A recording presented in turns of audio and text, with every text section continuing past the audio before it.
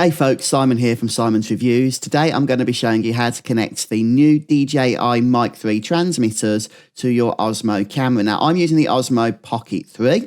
This will also work with the action cameras and also the recent Osmo 360.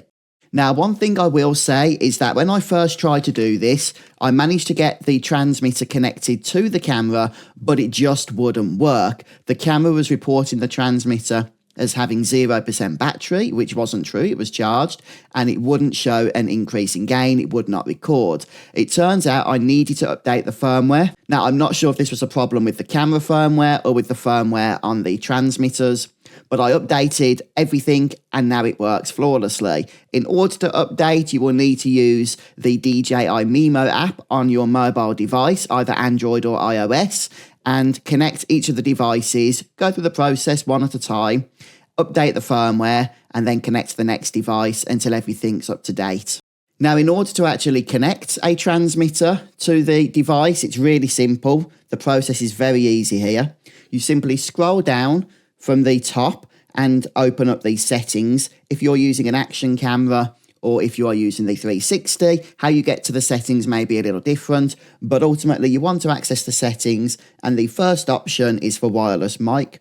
So simply select that and you'll have transmitter 1 and transmitter 2 options.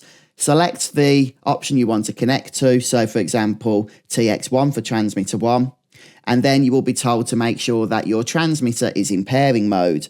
In order to have one of the DJI Mic 3 transmitters in pairing mode, really easy, make sure it is powered on and then hold the link button down for about 2 seconds and you will see that it starts flashing between the blue and green LEDs. That means we're now in pairing mode. It will take a few seconds in order to be connected to your camera, and that's it. Once it's connected, you are good to go. And now, until you pair the transmitter with another device, every time you take it out of the charging case here, it should automatically connect to the camera you've just set it up with. So really easy process, really nice being able to connect this without having to use a receiver. So you just need the transmitter and your camera when you're out and about vlogging. It's a great feature from DJI. Hopefully this video has been helpful to you, and I'll catch you in the next one.